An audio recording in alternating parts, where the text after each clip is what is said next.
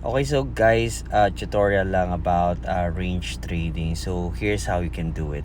So for example, the price is moving like this sideways, and you will identify the support and resistance. So this is the support, this is the resistance.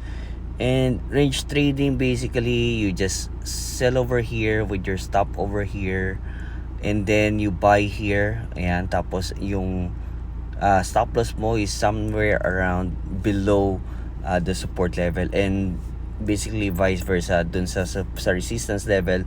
You put the SL above the resistance level. So wag nyo lang siya masyadong malapit dun sa mga support and resistance levels, kasi possible na merong mga shakeout dyan, or mga mabilis na pag-akyat tapos biglang babalik naman siya sa range niya. So para lang hindi kayo may stop agad-agad, and hindi kayo ma-stop